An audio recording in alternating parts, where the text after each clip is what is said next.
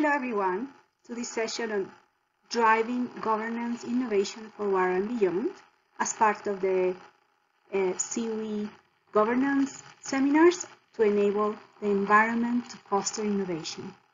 I first want to thank SIWI for the invitation to this event. In the next 10 minutes, I'll tell you about what we've been doing from SEI to drive innovation in water governance through the Water Beyond Boundaries initiative. The objective of this session is to delve into the lessons learned and emerging trends from the UN Water Conference and to use this context to discuss the role of water as a cross-cutting theme in development.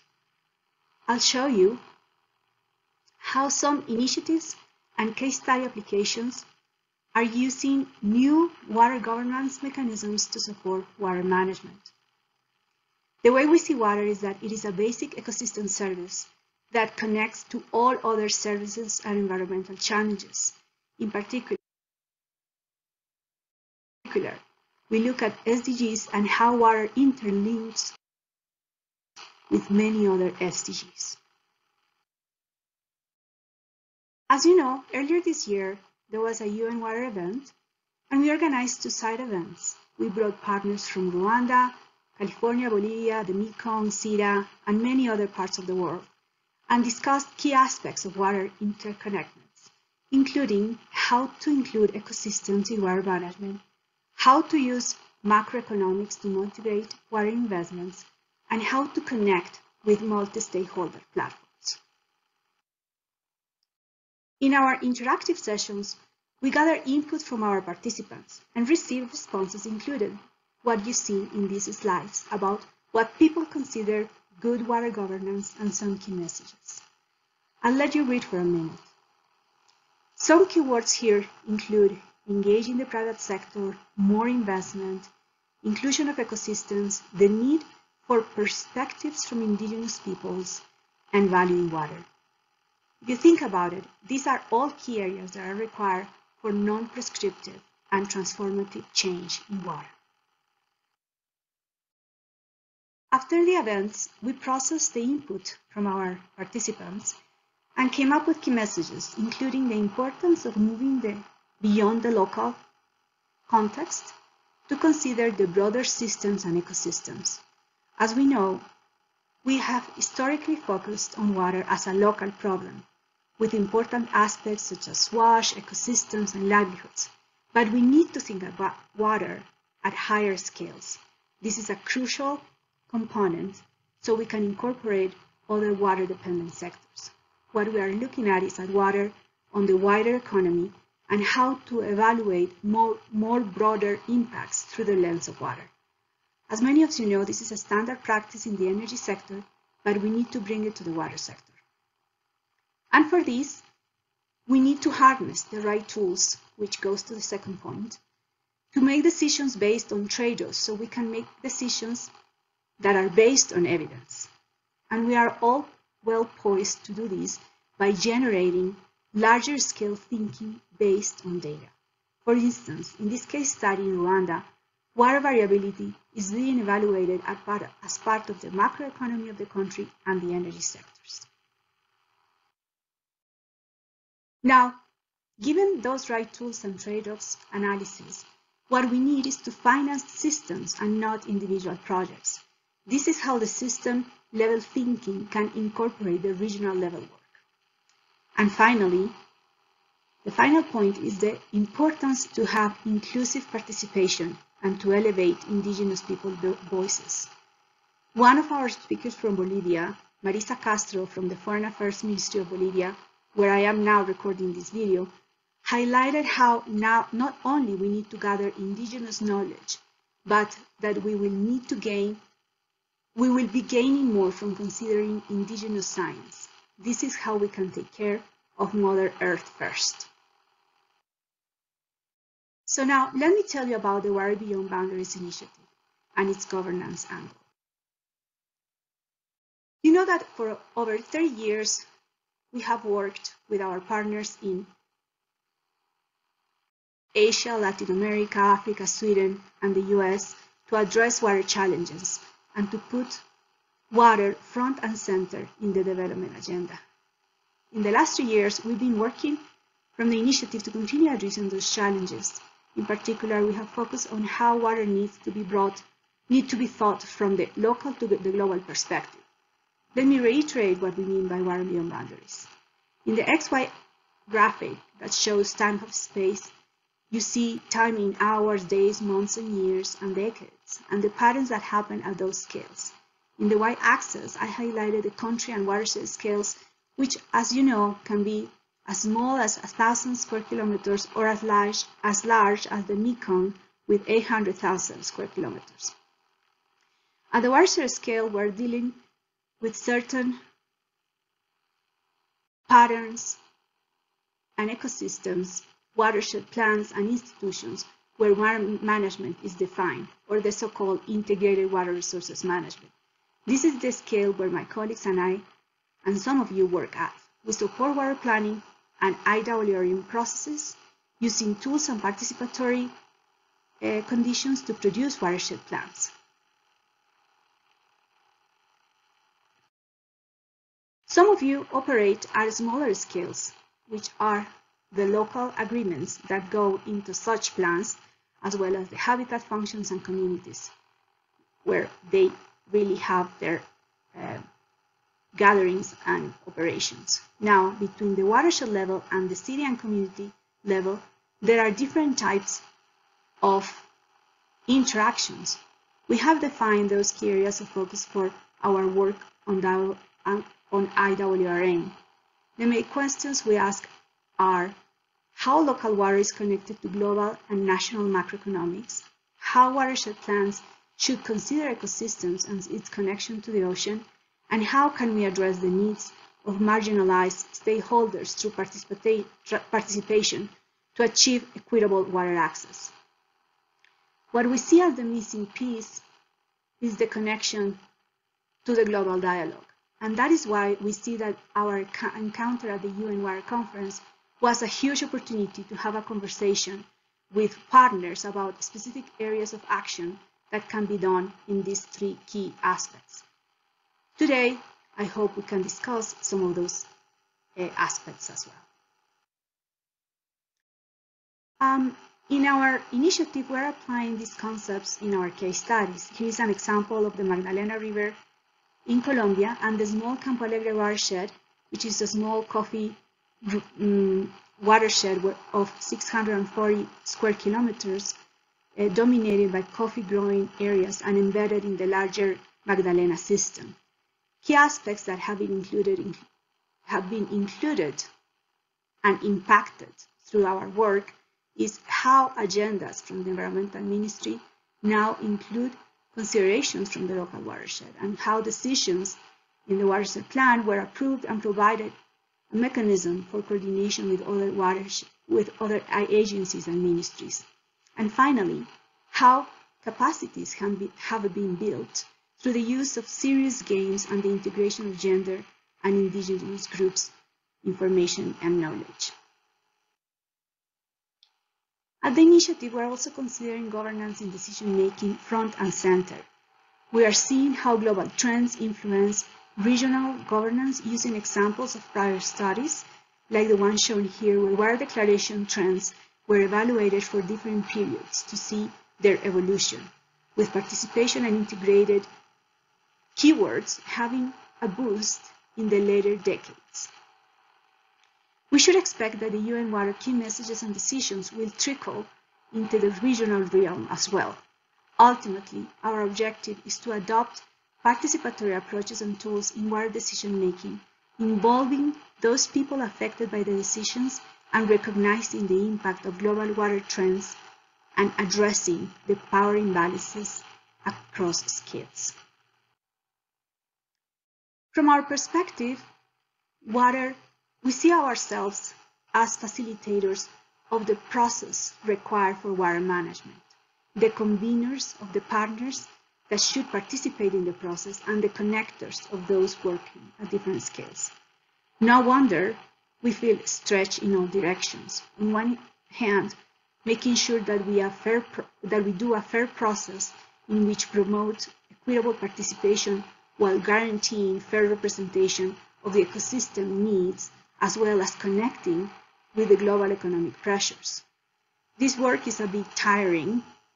However, when the magic happens, like what happened in the UN, or when we work with our partners, or when we can have spaces like this one at Water Week, it is also very rewarding because we see how our work promotes change to break boundaries and to ensure water security.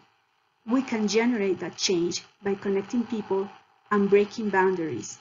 And we hope that this conversation today can also illuminate ideas to take us a few steps closer. To close, and with the UN Water and the Water Beyond Boundaries context in mind, we see opportunities and trends to consider water as a cross-cutting theme through integrating finance considerations in the water and the nexus, considering climate change, identifying competing interests, and fostering institutional cooperation.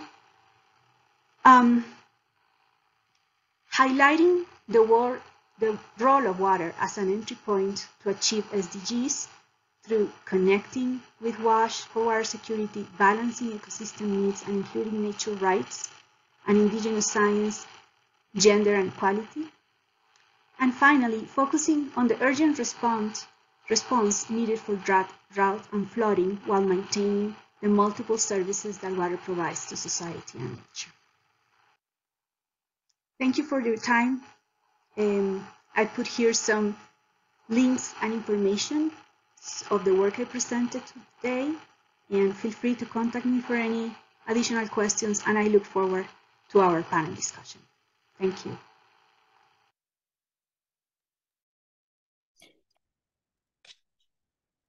Thank you, Marisa.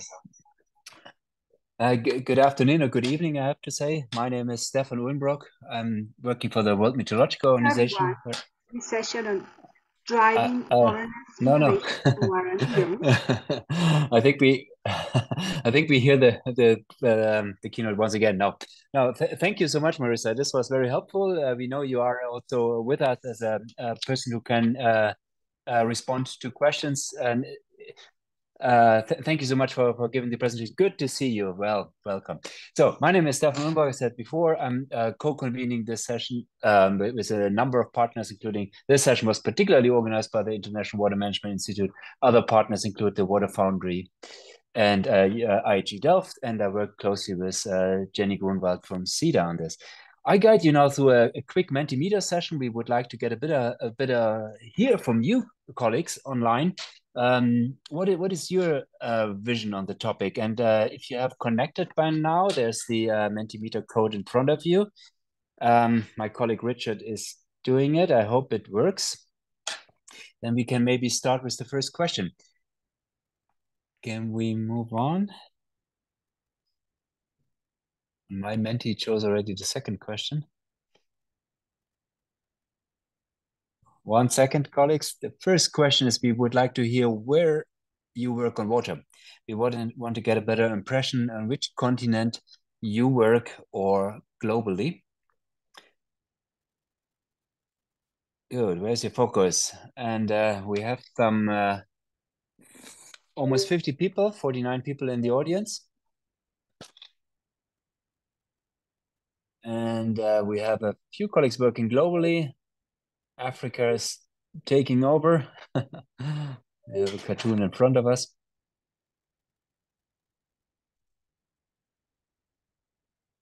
Maybe give it a few more seconds.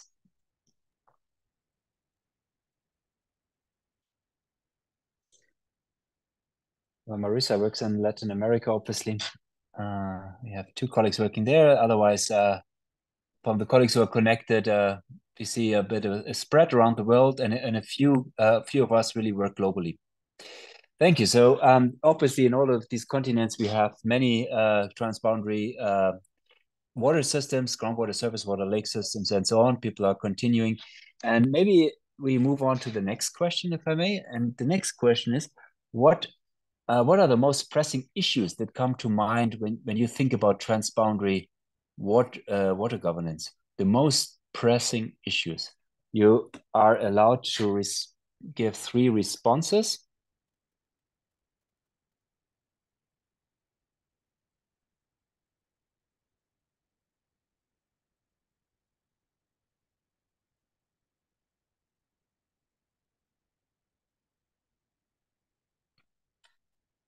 Okay, the word cloud is forming.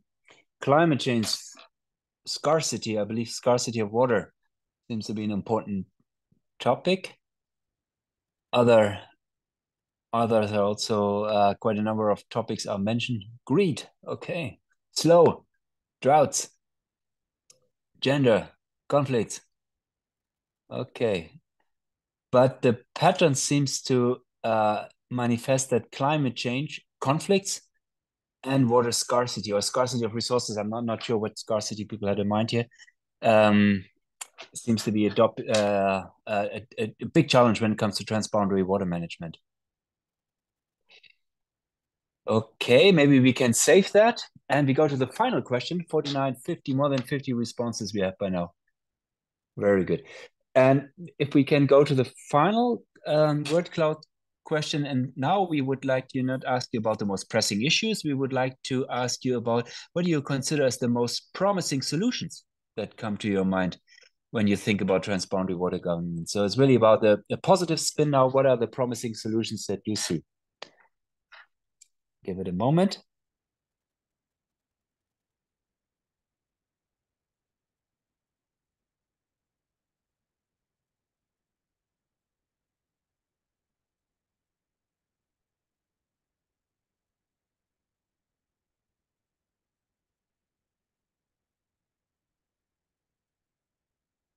Okay, so what do we see? Indigenous knowledge, data sharing, cooperation, policy is getting it. And then we see a number of specific things like nature-based solution, technology, trust. Okay, but the most promising solutions seem to be particularly cooperation is the number one, if I see it right, but also data sharing, indigenous knowledge, collaboration, data sharing we had, and policies seem to be among the most promising solutions. We have 56 responses now. Thank you. This was interesting. So would be interesting to repeat that after the session. Maybe we have some new insights. We have 3 pre-recorded sessions now. We pre-recorded these sessions to save some time and make sure that there's no hiccup with presentations. And I will briefly introduce the speakers now. We have 3 speakers. The first presentation will be given by Zayan Gushu Modak. Zayan is a doctoral student at the University of Arizona, where he works on transboundary waters, particularly collaborative governance, and his research contributed to the understanding that enables or hinders cooperation. Over to Zayan, please. And Zayan is also with us to answer questions. Hi, Zayan. Good to see you in person. I'd like to begin by thanking SIWI for this opportunity to present at World Water Week. This presentation on transitional innovation through the creation of a system of integrated knowledge for the Hindu Kush Himalaya, or HKH, borrows from a larger research project that began about 3 years back. Under the guidance of my collaborator, Professor Jayanto Bandyopadhyay, we've also published a monograph together, and this work kind of builds on that research. Now, with that said, I want to begin this presentation with these 5 images, each narrating a unique story from the Hindu Kush Himalaya. Clockwise from the top left, the playful Irrawaddy river dolphin in one of the last major free-flowing river systems in the world, Myanmar's Irrawaddy, symbolizes the plight of freshwater dolphins.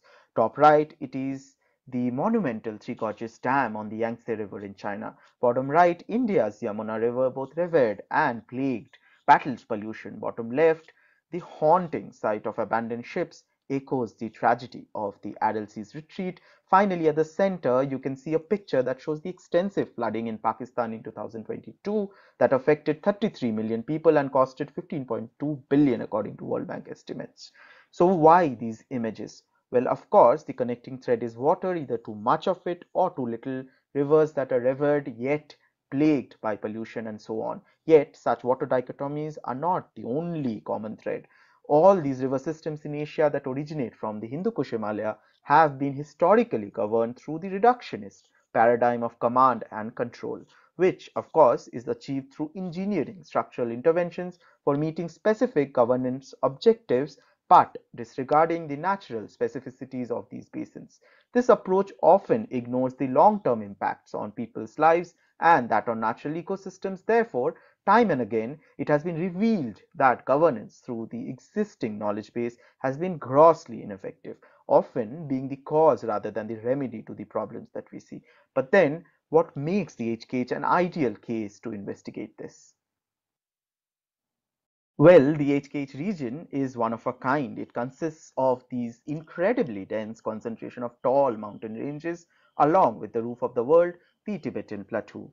This region is perhaps the world's largest converter of fresh water, effectively blocking these three different types of atmospheric circulations and influencing the precipitation patterns in much of Asia, also known as the third pole of the planet for holding the largest reserve of fresh water outside the polar regions. The meltwater from its many glaciers ensures perennial flow in the 10 river systems that originate from the HKH. These 10 river systems serve the water-related needs of 16 Asian countries, including India and China, and a combined population of almost 2 billion. Given this massive existing human dependence on these rivers, there are strong possibilities that water would become the reason for contention and conflict between nations, communities, and sectors. The impact of global warming and climate change would further exacerbate the crisis. As mentioned, the present framework for the governance is exclusively dominated by engineering disciplines and guided by narrow short-term objectives. So addressing wicked water problems requires effort to advance interdisciplinary knowledge and collaborations. Hence, we propose this simple framework to go about creating that integrated knowledge in a systematic manner. We call it SYNC, or a system of integrated knowledge. This can be modified as relevant and then applied to different contexts or programming needs. So what is SYNC? Now imagine the process of integration as a journey comprising of three stages: primary, secondary, and tertiary. Initially, integration occurs within the foundational knowledge realms, the social sciences, the natural sciences, and the knowledge of stakeholders. Then secondary integration kind of bridges these realms, aiming for consensus on the best available science with the assumption that any information from the natural or social sciences may be subjected to diverse and contested interpretations by different stakeholders. Now, after primary and secondary integration, the application of the knowledge thus generated creates tertiary integration. We identified 8 governance challenges that may fuel such tertiary integration. Tertiary integration essentially involves a two-way knowledge exchange. Of course, it is the application and then the creation of experiential knowledge or learning.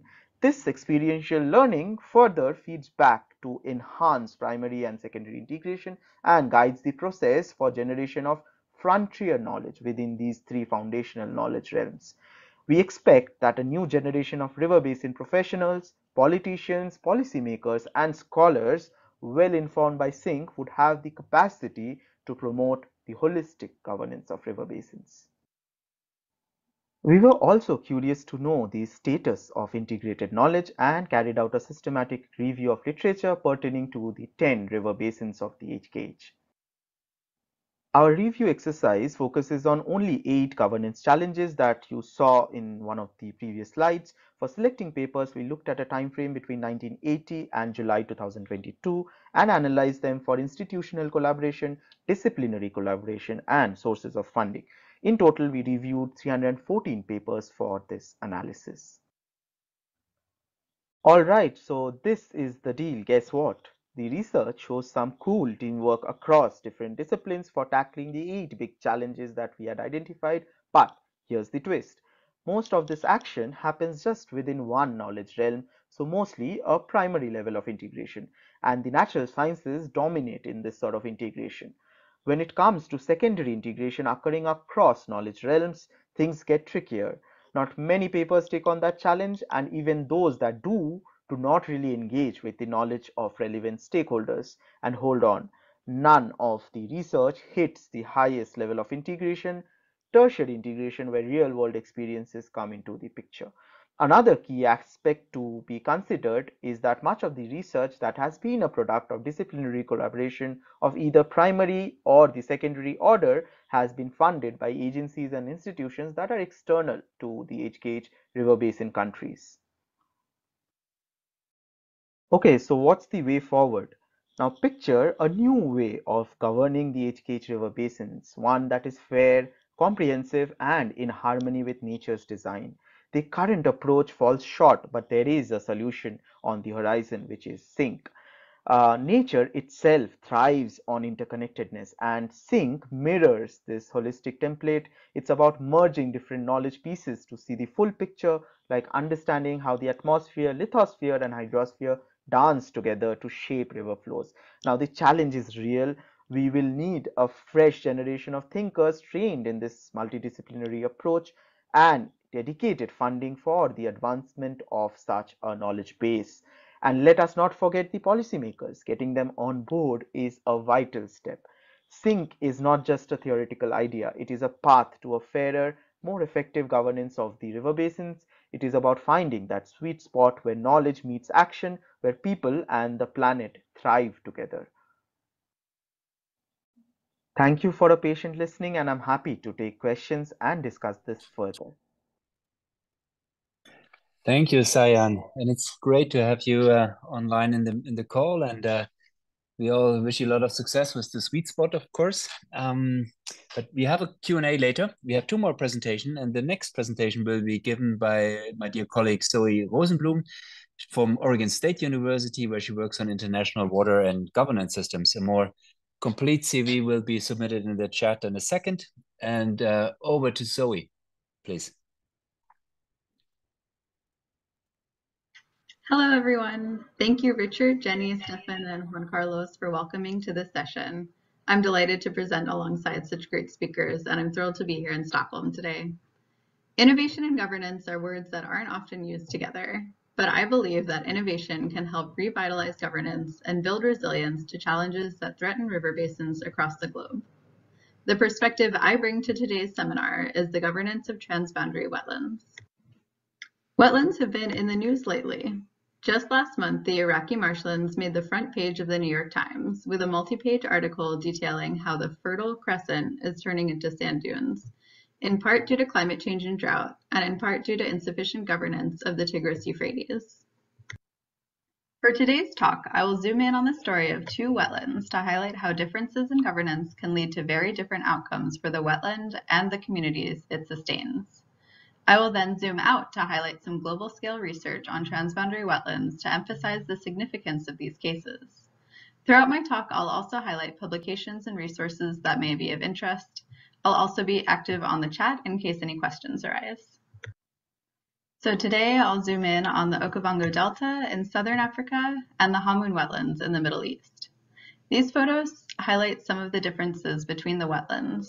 The Okavango Delta is home to many charismatic megafauna that attract tourists, and the Hamun wetlands, once a significant winter stopover for 400,000 plus migratory birds, is turning into an area stricken with sandstorms, much like the Mesopotamian marshes.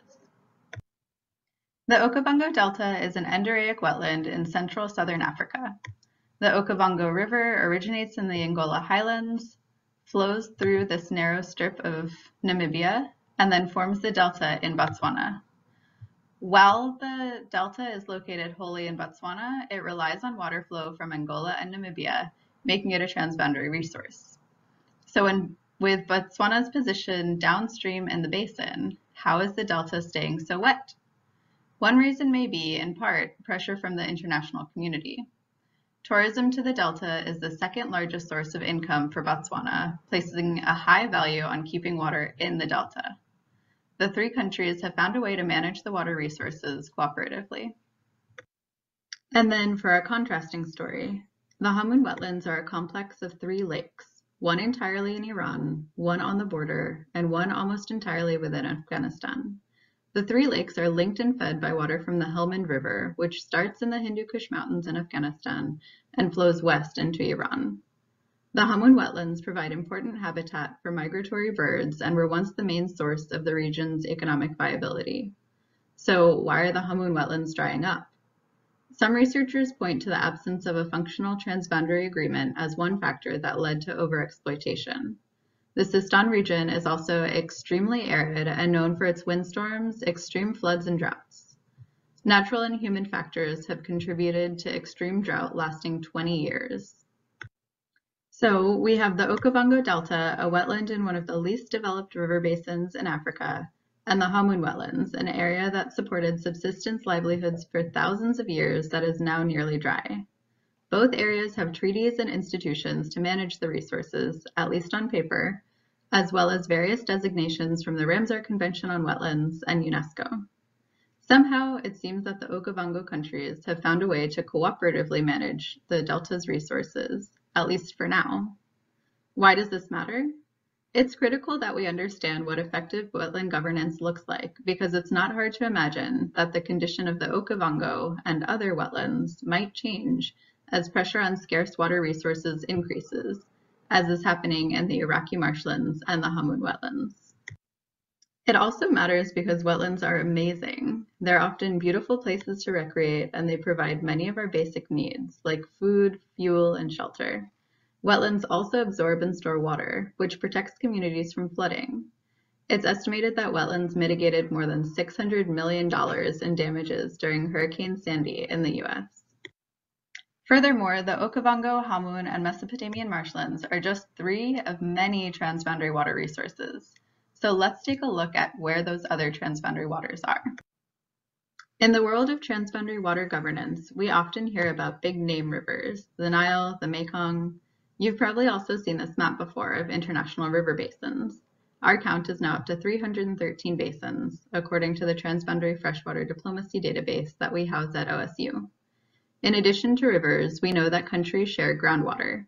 Research from IGRAC has found around 500 transboundary aquifers across the globe.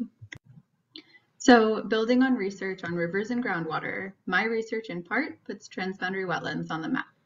This map shows about 300 Ramsar wetlands of international importance that are transboundary, here overlaid on the map of international river basins. Of these 300 wetlands, about 70% are located in international basins that have an existing river basin organization. While more research is needed on this, RBOs may be one option for better integrating wetlands into basin-wide management plans. Currently, I'm also exploring how treaties consider wetlands. There are more than 800 international freshwater agreements that govern the world's 313 basins. Approximately 7% of these agreements directly mention wetlands, with a huge range in context, from agreements on peat extraction and wetland draining, to more recent agreements that include wetland protection and restoration. In conclusion, our current governance arrangements for transboundary waters are not sufficient. While river basin organizations are tasked with integrated water resources management, somewhere between 25 to 87% of the world's wetlands have been lost since the 1700s. Despite this, freshwater treaties and RBOs are well situated to improve wetland governance since they already exist to govern shared waters. Finally, wetlands that are drying up, such as the Iraqi marshlands and Hamun wetlands, should serve as wake-up calls for water managers around the world to take action to protect fragile ecosystems before it's too late. If you'd like to talk more about wetlands or the Transboundary Freshwater Diplomacy database, find me in the Conference Center, on LinkedIn, or send me an email. Thanks. Thank you, Zoe. Yes, we will find you. Thank you so much. It was a very interesting presentation. It's good to have you also live here, actually, in the room here in Stockholm. Now we go to the third presentation before we enter in the interactive element again. And it's a pleasure to introduce the third speaker, which is Sabine Blumstein. Sabine should also be online with us. And here we see her. Great. Sabine is an independent consultant, researcher, and senior associate at the German-based think tank called Adelphi. And she particularly works on political and institutional frameworks in water management. Over to you, Sabine. Hello, everyone.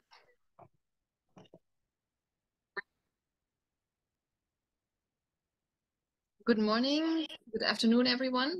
I'm delighted to have the opportunity to present an ongoing research project on the topic From Source to Sea, cooperation between river basin organizations and sea commissions, which I'm working on together with my colleague Susanne Schmeier. Now, the challenge and starting point of our paper is the observation that many of our oceans and seas suffer from severe pollution. The drivers are really multiple, including wastewater inflows, industrial and agricultural effluents, deforestation, plastic pollution, and this list could really be continued. Now, to a large extent, these drivers and sources of sea pollution have their origins on land and land-based freshwater systems. And to improve and restore the health of the seas and their ecosystems, we need to look upstream, identify the sources and pathways of pollutants, and then also address them at the source, obviously. So we need to have a systems approach, as has been emphasized by several academic concepts such as integrated water resources management that all of you know, but also the water energy food nexus, and more recently, the source to sea concept. So while we all know that we have to manage water systems in a holistic way, the question remains, how do we do this, right? How do we do this in practical terms? And as Susanne and I have done a lot of work on international river basin organizations and have come across some interactions between these international river basin organizations with sea commissions, we thought that this would be really an interesting topic to explore. So the research questions that we address in this paper, that is still work in progress, are first of all, what actually triggers the collaboration between river basin organizations and sea commissions, right? As we do see a few cases where we have such collaboration, but in most instances, we actually don't. Then we would like to know how this cooperation between them actually functions very practically. And then also what determines whether this collaboration is effective in addressing environmental pollution issues or not. We do look at a range of case studies that are shown on the map here.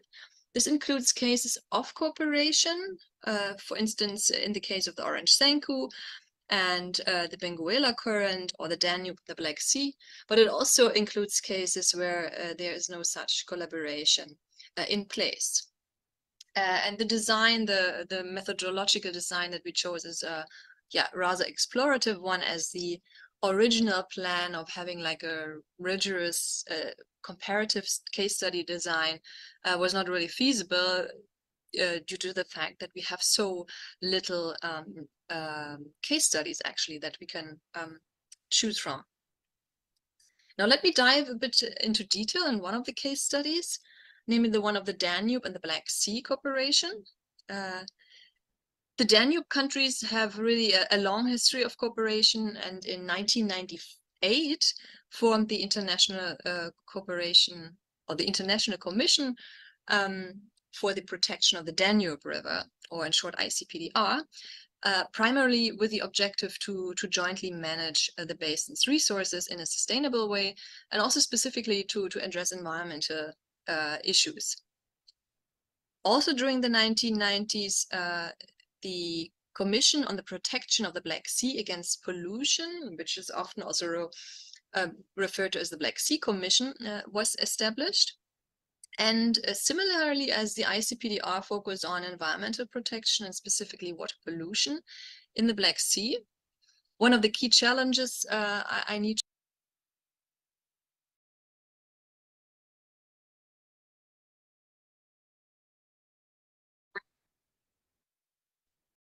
Now, in practical terms, this cooperation since the 1990s has done a lot to improve the understanding of measurement of pollutants in the Danube. For instance, the working group actually determined joint parameters that would be monitored in the whole system, and also regularly shares data between the Black Sea and the Danube countries.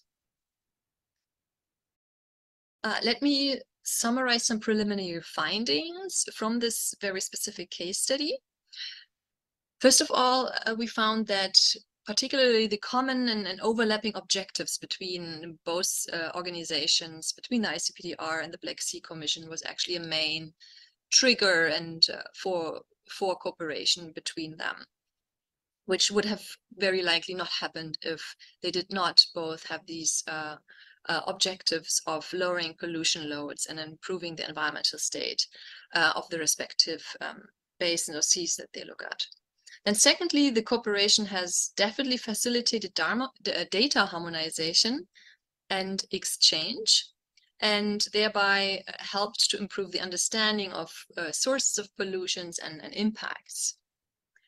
Thirdly, we found that while the nutrient and phosphorus inflows from the Danube have been reduced, they have been reduced by approximately 25% compared to levels observed during the 1990s.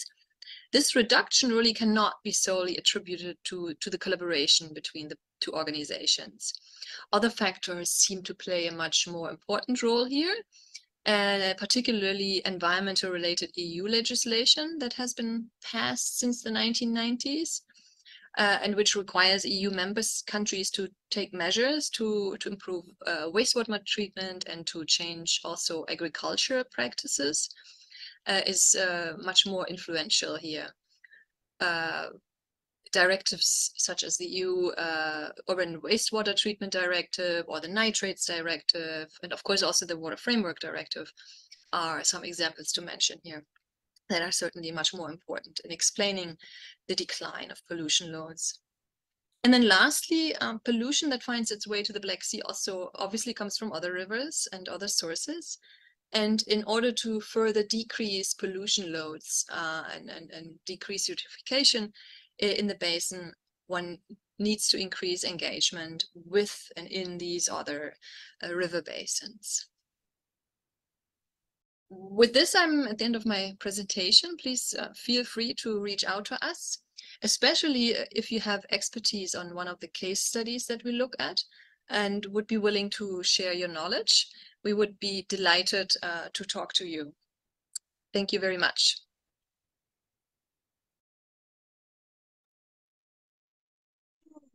Thank you, SIWI.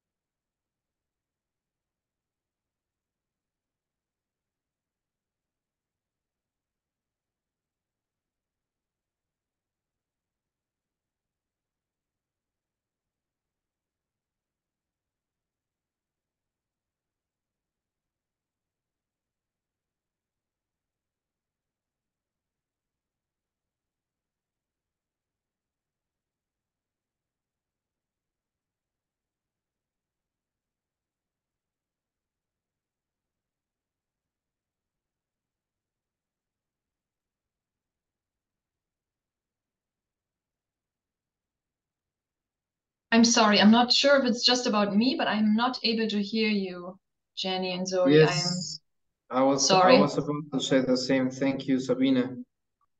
Okay, let's start again. Can you hear us now? Yes, please. Good. Okay. Now we hear you, Very Jenny. good. Thank you. So sorry about that. Okay, I was saying thank you to all the speakers, and there are some questions in the chat, of which one has been responded to by Cyan, and we have several on wetlands. I have Zoe sitting just next to me, and the first question is, other transboundary cases where wetlands have been included into RBO agreements subsequently, so as a new topic that was not necessarily on the agenda from the beginning, but taken up later. And over to you, Zoe. Yes, thank you for the question, and it's a pleasure to be here in Stockholm. Nice to see you all. Yes, that's indeed part of my ongoing research, Sabine. So I'm looking at the world's 800 plus international freshwater treaties and 100 plus river basin organizations to understand how they consider wetlands.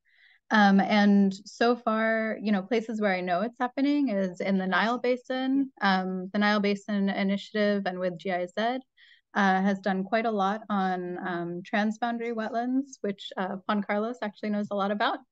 And Okacom, of course, the Okavango, in the Okavango River Basin, there's a lot of work on wetlands, of course, because the Okavango Delta is so essential to especially Botswana. And so they also focus a bit on wetlands. And I have seen some, I've coded almost all of the international freshwater treaties. So I know it comes up in some other places, but tune back in for future papers. Thanks. Okay, great. And we have one question for Cyan. I'm just going to find it in the chat. Cyan, I am interested in your point that we need more multidisciplinary work, but I believe we need transdisciplinary work where local stakeholders are also shape the research we do by being part of projects and contribute ideas and knowledge to the solutions we develop. Great work. Cyan, do you want to comment on that? It's not so much of a question, but... Yeah, that's a very important comment. And indeed, it's so true that local stakeholders do play a role and should play a role in the decisions that really affect them in a way. So you would see that in the framework that we had kind of proposed, there is explicitly a knowledge of stakeholders realm. And that's where a lot of local stakeholders also and indigenous knowledge also feature there. So yes, I do accept your point and thank you for it. Okay, great. And I will now turn to Marissa, and I'm going to see if I can find a question that I'm going to pose. Okay, as the challenges facing water resources continue to evolve and become ever more wicked, innovative and adaptive approaches to water governance will be increasingly important for ensuring sustainable and equitable management of water resources. In your field of work, Marissa, what is the most important disruptive change that has taken place in recent years? So disruptive change as a more recent. Well, I have to say that it is how the data systems are catching up with the governance needs.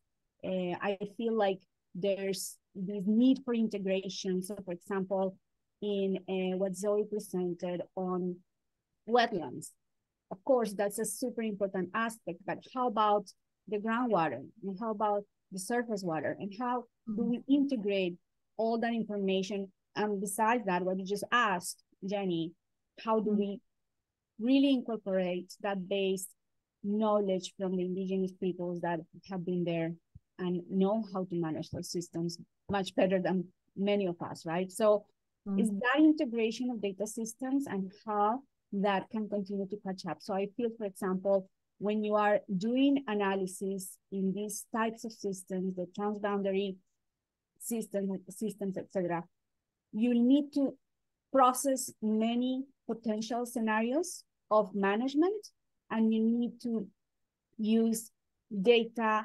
visualization, the cloud, so you can manage all the data, because there's always a lot of information and data that you can produce with those data systems, and then understand what are the trends and what are the main solutions that can really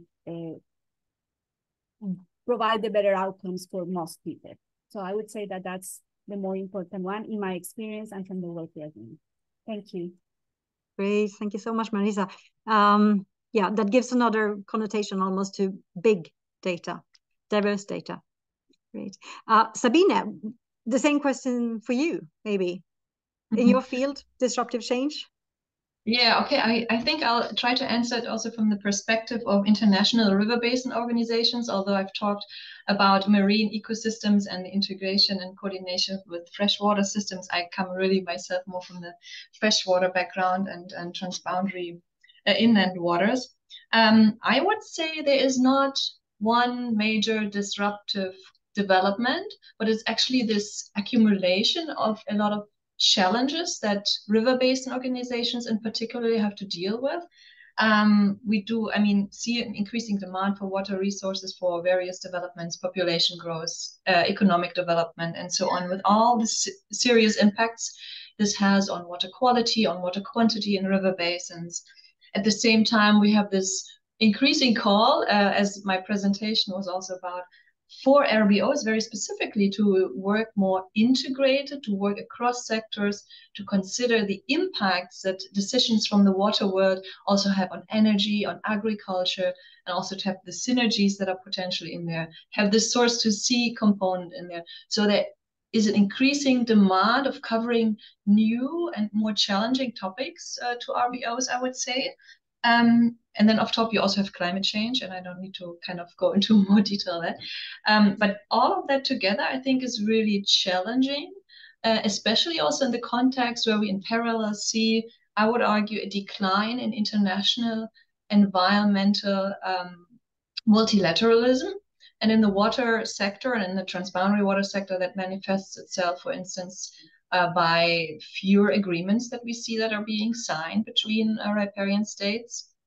Partly that might be explainable through some saturation, of course, but I think there's also certainly some developments that we see that there is decreasing interest and support for this multilateralism and environmental issues in general, but also in the transboundary water world. So I think, I think it's not this one disruptive change, but multiple challenges that RBOs have to face and that they have to learn to answer, right? Will require, for instance, for some of them to change their founding agreements, maybe to incorporate new topics that they haven't worked on previously, right? To either amend them, adjust them, or whatever, partly also what Zoe talked about, including new topics, but then also getting new funding. If you have to address more topics, you need more technical expertise, you need more staff, you need more, know-how. Sabine, thank you so much. Thank you. Yeah. I really wanted to have you continue there. But in the interest of time, I will hand over to Juan Carlos again to wrap up and close. And before I say bye, thank you everyone who have listened. Thank you to all our speakers. Thank you to me, Juan Carlos.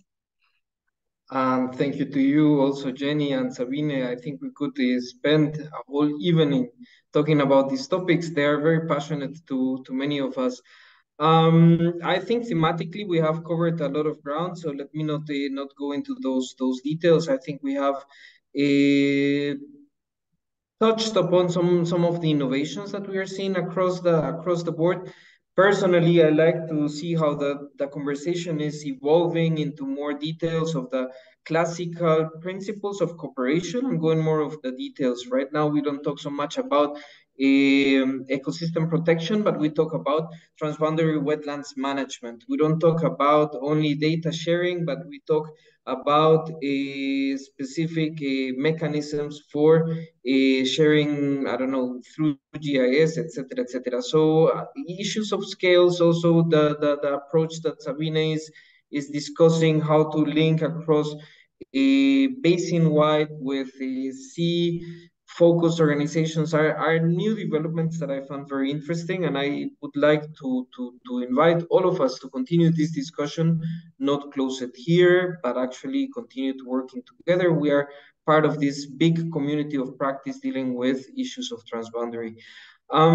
So I would like to leave it there in terms of thematics. What I would like to do right now is actually thank all the people that have been behind this big effort. First of all, I would like to thank the participants for being with us. There's a lot of enthusiasm I can see also in the chat. So at least in Africa, also in Europe, it's a little bit late and still we have a full house. So thank you very much for bearing with us and for being active.